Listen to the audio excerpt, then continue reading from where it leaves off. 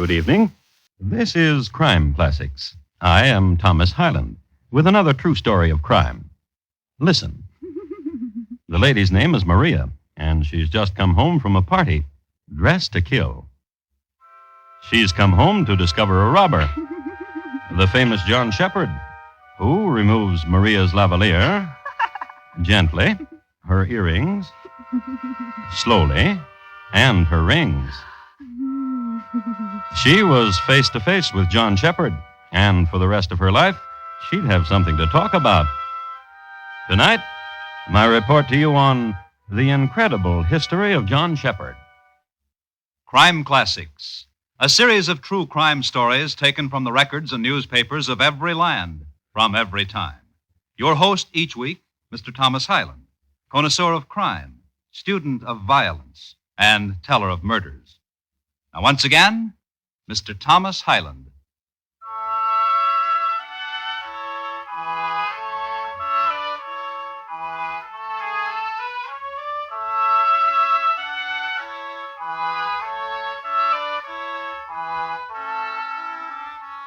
The English king who was on the throne in 1722 was remarkable in that he could speak no English. Not that he was an idiot. He was a German, and he could speak German very well. As a matter of fact, he'd brought two young and ravishing ladies from Germany with him so that he could have someone to talk with, lonely monarch that he was. His name was George Louis, and his reign was stormy, with that trouble with the Jacobites. This unpleasantness, you will recall, was settled by the Duke of Argyll, a soldier and dandy, husband to Anne the knitter. And into these times strode John Shephard. Well, he didn't stride exactly. He usually sneaked in through the back window so as to rob. And one night in April, he got caught. Light the taper in the candlestick, Maria, and we'll see who we have here. And you, sir, don't move, or surely this blunderbuss I'm holding I shall will... not move. Husband? Hold the candlestick up to him and we'll see. Oh. Ooh. Who you have here, madam, is John Shephard. John Shephard be you? Well, now, sir, you're caught. No more sneaking in and robbing for you, sir. And no more wives of respectable husbands will you make play with. John Shephard. Come away from him, Marie. He's only a boy. Marie, Downy-cheeked youth. come to rob. No. Ha! I shall tell you why I've come here. Do. I had heard it spoken about, madam, of you. Of me. Maria, come away. Stand aside. Gently, gently, husband. And you were saying what, John? And I sought you out. Unbeknownst to you, I have sought you out and have followed you. Once, in a crowded place, I touched gently, like this. And this thrilled you, so you've come here to rob us out of house and home. No, to find milady's boudoir. Now you can talk as much as you wish, youth. For as soon as you are done with the talk, this trigger gets pulled. And from Cheapside to the Thames, London husbands all about will raise a hurrah in my name. Boudoir, John. To drown myself in the scent of yourself you have left behind. Husband. Yes? Come over here a moment. Look at the candlestick, husband. What of it?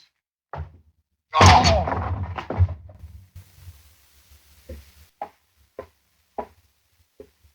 Now, you were saying, John. Beautiful. Gossamer hair and lips of coral buds. Lips. But soft as soft can ever be. If you're to go, go quickly. And the jewels sparkle at your throat. And when you move your hand, it makes a pattern of glitter on the gentle air. Take them. Yes. What? Lady Wedline says, about you, she says. Did she? Now, hush. Yes.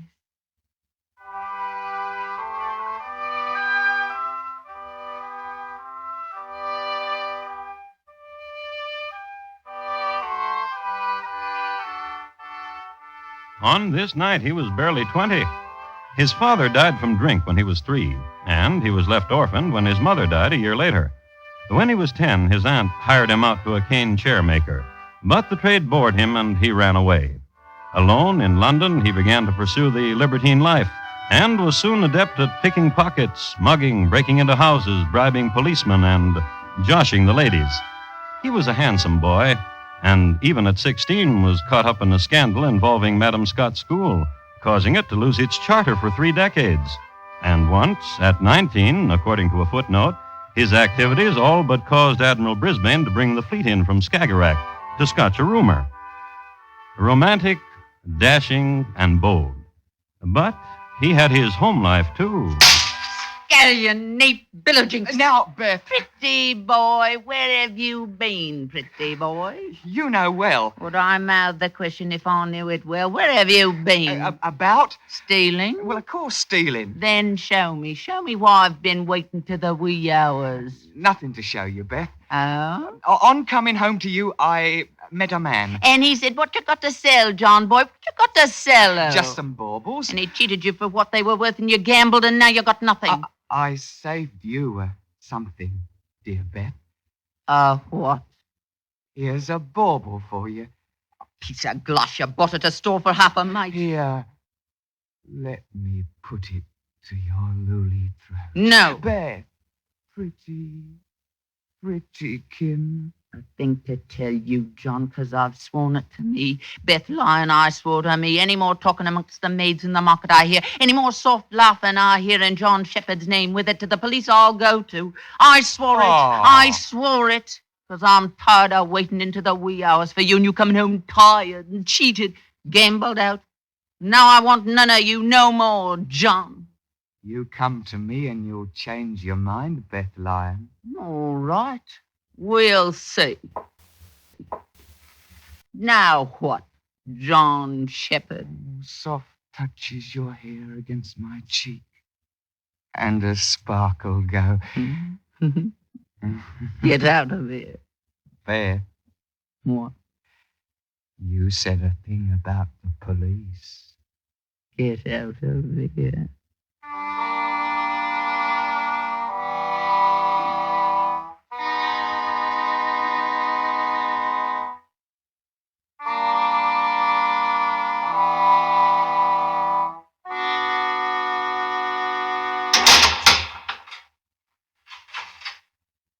The cell's not especially clean, John laddie. That's never been broke out of. A bite of you.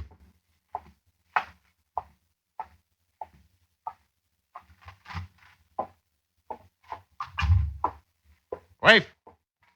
Woman. There's a new one in the little cell. Spoon a pot of gruel and take it into him. And not so generous neither. There's only a mite to feed them each day, and most of them will hang anyhow. So why fat the likes of them? That's enough now, that's enough. You take it to him.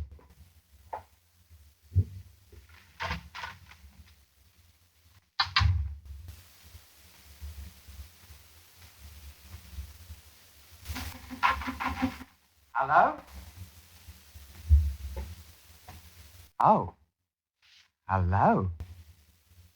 Oh, what dream is this? What angel is this that brings me sustenance? Here, I'll take it from your softling hands.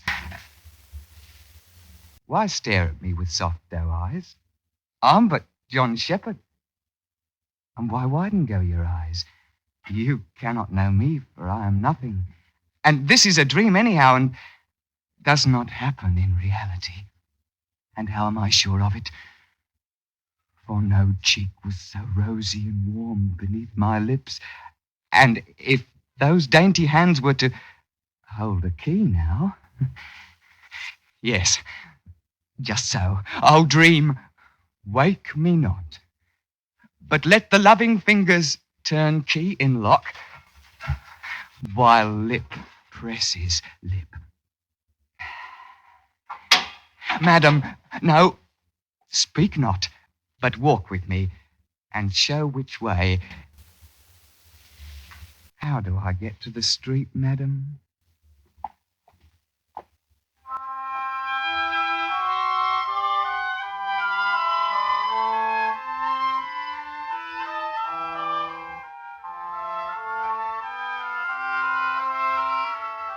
Without even paying a fine. As a matter of fact, there is on permanent exhibition at Scotland Yard a locket which the warden's wife gave to John Shephard as a memento of their walk from cell to street. A simple, small locket with a simple, small diamond in the center of it. It is said that John Shephard cherished the locket for a week before he sold it to a pawnbroker. And so he was on the loose again, stealing, robbing, chucking chins, steering clear of Beth Lyon and the police, gambling, and doing all the things which made him a legend. And one day, it was a summer's day, and he was strolling in the fabulous Chesney Lane and eyeing the nice things behind the shop windows. And he stopped for a moment and considered a diamond brooch and wondered where the closest rock was when... Don't do it, John. Don't do it, lad. Huh? I know what you're thinking, John. How to get a rock? Joanne, to smash a window, to steal what you see there. Why you got your hand on my shoulder? Because I'm of the law, John, lad. And I'm arrested then? You be John Shepherd, bain't you? Am I arrested then? We was told to look out for you, especially here in Chesney Lane. Don't you run, John, lad. Then what you want from me? I've heard you're a sly one, and a nervy one, too. There's a thing on your mind you're not saying. Aye. Which is what? It's my duty to walk up and down Chesney Lane and to keep the law and to take note of things. And you've noted... Down what? there, across the street, 2 blocks down, at the corner... The Greystone House? Aye. The house of Lord Courtliff and his lady? Aye. What of it? 'Tis empty. Of the lord and the lady, that is. The servants? Gone. All of them gone to watering in Brighton. Dee now. Dee. As I am the Lord, Dee. As my name is Cooper, Dee. Let us walk. Dee.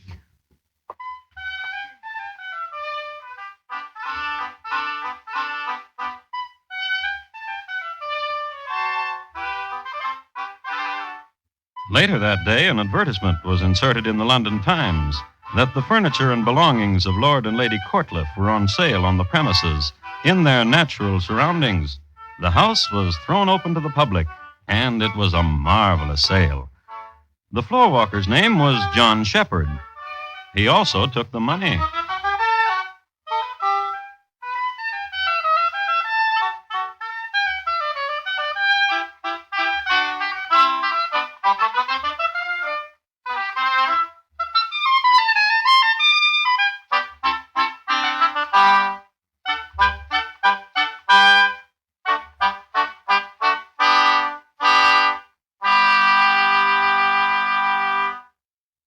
You are listening to Crime Classics, and your host, Thomas Hyland. You don't have to tell the average or above average housewife that radio's work before dark, too. Chances are she's already familiar with the daytime dramatic serials on CBS Radio, a succession of fine day-to-day stories about people it's easy to like and be interested in. Every weekday on most of these same stations, listen where America listens most, for Aunt Jenny, Ma Perkins, Rosemary, Our Gal Sunday, and all our Stars Address daytime serials. Now, once again, Thomas Hyland and the second act of Crime Classics, and his report to you on the incredible history of John Shephard.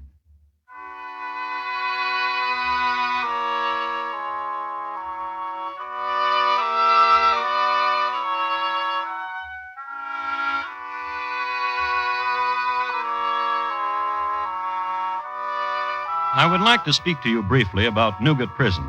Newgate Prison because, as you must know, John Shephard must eventually come here, since, as all of us know too, lex omnia vincit. Well, Newgate Prison was built in the 12th century and was originally the gatehouse to the west side of London. As a gatehouse, many gay times were had here, travelers being what they are. But in the 15th century, iron bars were imported from Sheffield, and as a prison, Newgate came into its own. The Great Fire of 1666 destroyed it, but from the ashes rose a dungeon even more formidable than its predecessor. In 1723, the year which concerns us here, Newgate was a place of dampness and stone and iron, with a special section for shackle and rack. You might be interested in knowing that the most popular method of execution in this era was pressing a fellow to death, more later. In the meanwhile, back to Chesney Lane and the house of Lord and Lady Courtliff, toward the end of a highly successful sale in which the Greystone house was being stripped to its stone. I beg your pardon. Yes? Are the tapestries for sale, too? Oh, yes. And at what price? Which tapestry did you have in mind? Well, let me see. This one. Excellent choice. I like unicorns. £10. You'll give me a bill of sale Why should I? to prove that I have come by this honestly. After all, After all, what? this is a famous tapestry. Dee. The farandole of the unicorns. Oh, Dee. Lord Courtliff's favorite, I know, he told me. as he told me. A good friend of his? He has many friends in the police. And you're... Captain Cleaver. I'm... John Shephard. Only John Shephard would have the imagination, the audacity to open up a stranger's house and sell all the stranger's belongings. Captain. Yes, lad. There's an arrangement I have with an Officer Cooper of the police. Pity. Why pity? Now, Officer Cooper will be hung, too. Oh. Then... Of it, there's no doubt. You're Wait. What? The proceeds from the sale of the furnishings on the second floor. What of them, lad? Yours. My name is not Cooper. Come along, lad, John, lad. You're under arrest.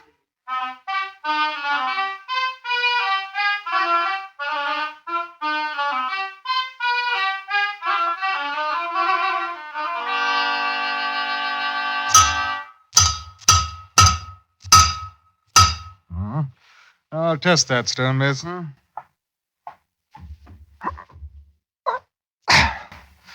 Tight. Good. You're stapled to the stone floor right enough, John lad. You'll not get out of here. Now, stonemason, for an extra safety, a U-spike about his neck onto the floor.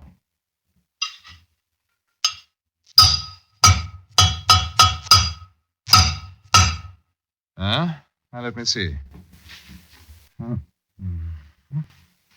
A couple more hits, stonemason. A couple more, my man. The only time you'll be leaving Newgate, lad, John lad, is when they trundle your body out. And we'll take another extra safety. Hand me those chains, stonemason. Wrap them round you, lad, John lad. Goodbye, lad. Come, stonemason.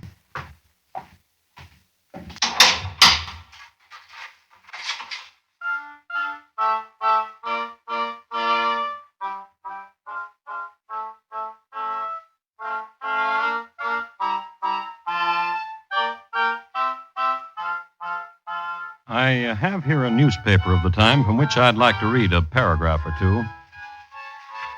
John Shephard, alone in the stone room of Newgate Prison, espied a crooked nail. With this device, he unburdened himself of his chains. Some have said that John Shephard enlisted outside aid in loosening himself from the stapling. But John Shephard has claimed that this is not so. But it remains true that unstapled he became. Whereupon he removed 2 stones from the wall of the room, which gave him access to a passageway between the walls. Thus, he climbed to the Red Room, so called for obvious and horrible reasons. He threw down the door of this unspeakable closet, and thence came to the chapel. Removing a spike from the door of the chapel, he experienced small difficulty in opening 4 other doors, which led him to the roof. It was a rainy night, and he almost, in traversing this place, slipped to his doom. However, he jumped across a narrow alleyway onto the roof of a Mr. Finchley who lived next door and opened a window casement of this house. Don't be frightened. Where did you come from? From out there. From the rain. You have no need to be frightened. Well, who are you? John Shephard. You true? Such is my misfortune. Misfortune? Yes. How? I say my name and I am shunned by all. My father... Don't scream for him. Just let me walk through that door and out of here. My father... I know, a wrathful man. My And father is in the country. I know, in the next room. In the country. What? In the country. I've been trying to tell you. Oh, what wicked man is he to leave you here all alone? To leave you at the mercy of whoever comes across your roof and into your window. He needed to go. A matter of his health. What is your name? Angela. I knew it, and I dared not speak it. Angela of Angels. Oh, John, Yes? your clothes, they're wet and you... Oh, cold. Shivery. In the next room, there's a fire. Take me to it. Oh, take my hand, John. Of Angels. Take me to it.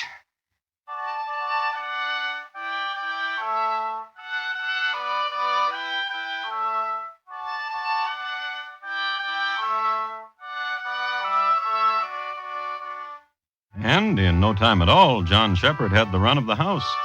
He particularly liked the library and would spend hours here. He liked to read to Angela, and as your almanac will show you, this was a very rainy summer, so he read to her a lot. And in spite of the inclement weather, it was truly an idyllic summer for these two young people. I love you, Angela. Oh, and I love you, John. John, oh, John. And small lovers spat. I hate you. Hate me, do you? Well, I despise you. Parting. Greetings. Oh, John, John, you've come back. And John would read to her again. And sometimes next door there would be an execution. And they would watch. And every week, Angela wrote to her daddy. Dear Papa, it rains here. Most every day it rains. And there is chill in the air. I thank the stars each night that you're in the country and getting your strength back again. Stay as long as you want, and I will come down and visit you at Christmas time. As you have told me to, I improve myself in the library, reading and doing sums and musing. Tonight there is a thunder shower. How fortunate are you that you are not here. John, I'm writing to my father. Hurry, then. Your loving daughter, Angela. In the autumn, the weather got better. And one morning in early October, right outside Angela's house, when John was returning from the greengrocer's, a voice from out of the past all but dropped John like a pulled steer. John, well, John Shepherd. Hello, John. Hello, Beth. Ain't they hanged you yet, John? Oppressed you? I'm a hurry, Beth. Be you now. Please! Hush. Now, why should I, John? Because, we're old friends, Beth. Be we now? John, Yes? were the police to find you, my lad, what would happen to you? Well, They'd hang you, wouldn't they? A pressure thinner than a comedy cake. but you won't call them, now would you? I might, Unless what? like it was in the old times, like it was before. John!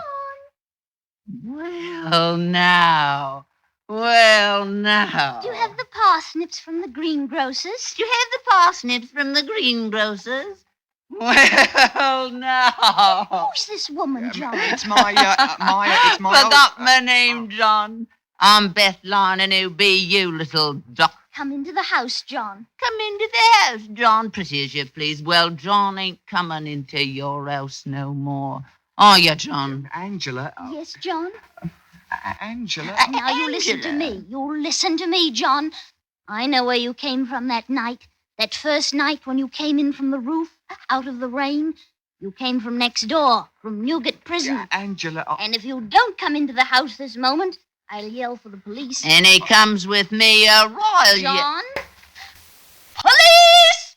And when John moved toward Angela, you guessed it. Police! Well, as you can imagine, that brought the police.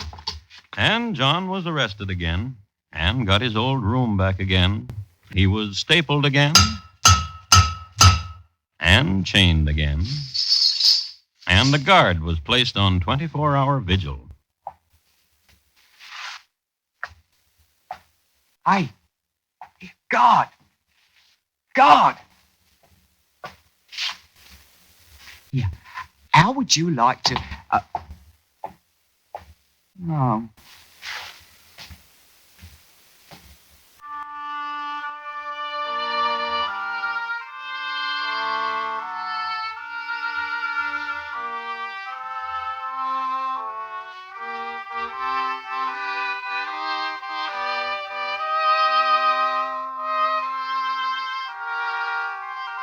And so he was brought to trial and found guilty of robbery and footpadism, and, as was the law of the time, sentenced to execution.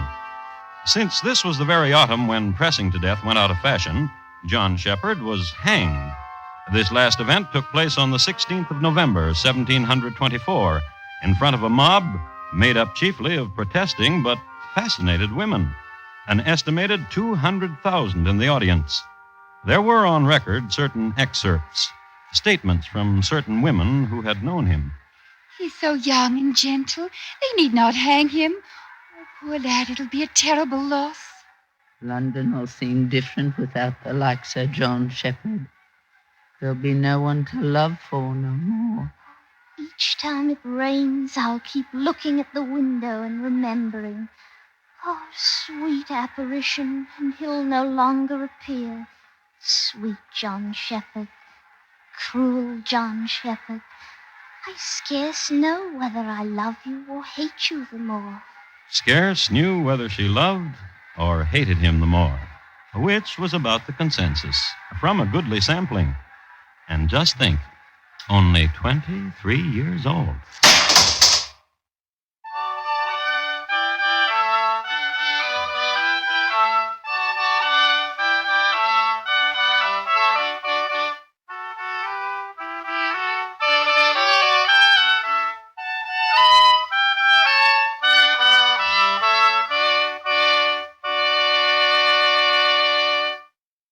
In just a moment, Thomas Hyland will tell you about next week's crime classic. John Shephard, tonight's crime classic, was adapted from the original court reports and newspaper accounts by Morton Fine and David Friedkin. The music was adapted from themes of the period and conducted by Bernard Herrmann. And the program is produced and directed by Elliott Lewis. Thomas Hyland is portrayed on radio by Lou Merrill. In tonight's story, Alastair Duncan was heard as John Shephard. Featured in the cast were Betty Harford, Ellen Morgan, D.J. Thompson, Ben Wright, Richard Peel, and Jerry Desmond. Bob Lamont speaking. And here again is Thomas Hyland. Next week, Rome, Italy, just a little bit before March 15th in 44 BC. We will concern ourselves with a man and his friends and what happened when they all got together in the same room. It's listed in my files as 23 Knives Against Caesar. Thank you. Good night. Your Heart Association presents Bing Crosby.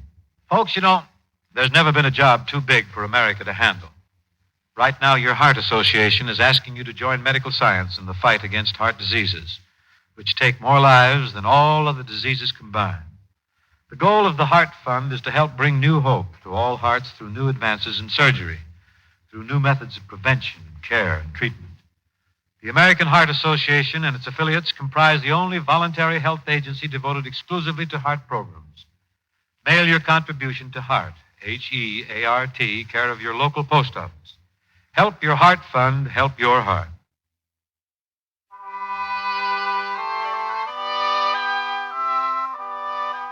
Lionel Barrymore's Radio Hall of Fame is great Sunday night drama on the CBS Radio Network.